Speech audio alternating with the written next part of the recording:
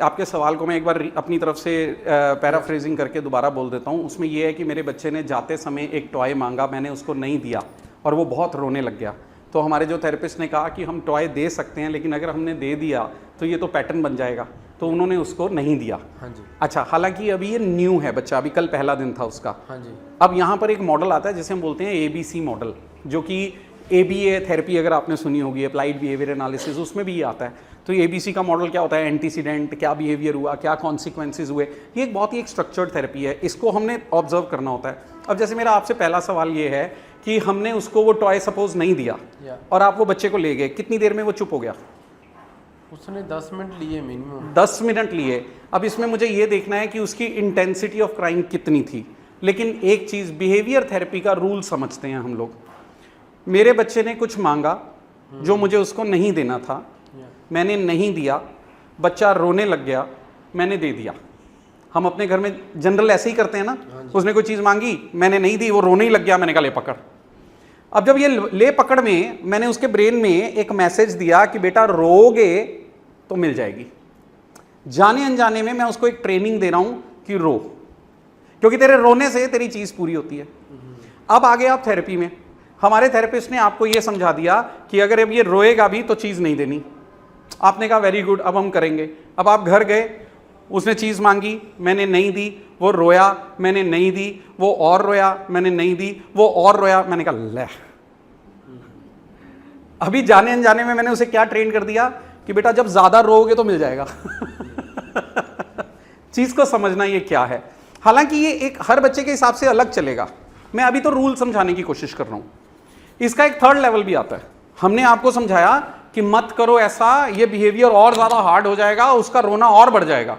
Same pattern हुआ, उसने मांगा, मैंने नहीं दिया, वो रोया, मैंने नहीं दिया, वो ज़्यादा रोया, मैंने नहीं दिया, वो रोते रोते उसने अपने आप को हिट कर दिया, मैंने कहा ले ले ले ले ले ले ले।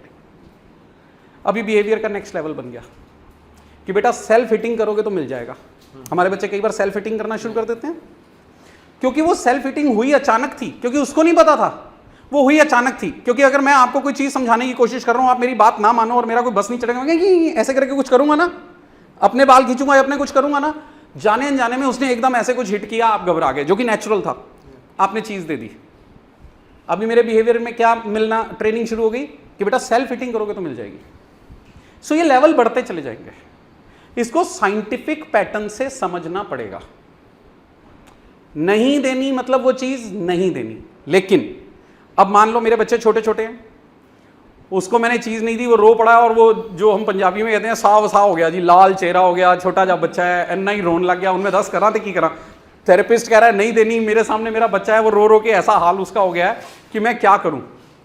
तो उसके लिए एक पूरा प्रोसेस है जिसमें कि बच्चे की कैपेसिटी देखते हुए, क्योंकि देखो ये कोई हमने बच्चे के साथ टॉर्चर नहीं करना है, there is a science behind it. और इसमें हमारी कोई जिद भी नहीं चलेगी। वो बच्चा तो छोटा है, वो जिद कर रहा है, तो अब मैं अपनी जिद कर लूँ तो हमारी कोई उससे कोई टसल थोड़ी ना इस तरीके की हमने। So there is a process to this, जिसे हम कहते हैं how to address stubborn behaviour.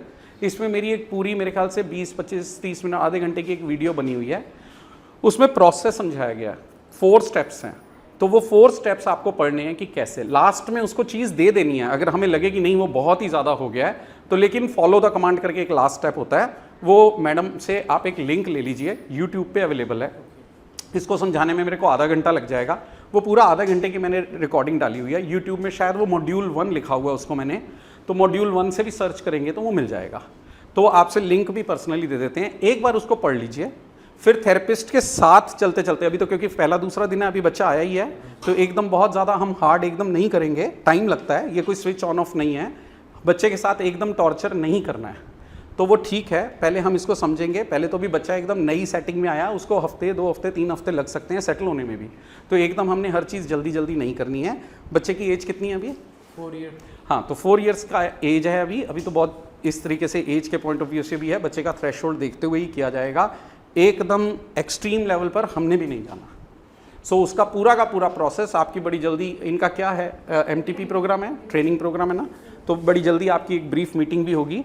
तो पहली ही मीटिंग में चाहे इनको कुछ बेसिक चीज़ें वो समझा देना अगर ऐसा कुछ चल रहा है तो, ताकि बच्चे का बहुत ज़्यादा एक्सेसिव क्राइंग ना हो, क्योंकि हमें दोनों ही तरीके नहीं चाहिए, ना बच्चा ज़रूरत से ज़्यादा फ्रस्ट्रेट हो और ना मैं उसके बिहेवियर को बनाना शुरू कर दूँ। तो इसके बीच का जो रास्ता है वो उस पूरे के पूरे प्रोसेस से आपको समझ आएगा। प्योर साइंटिफिक मेथड है इसके अंदर।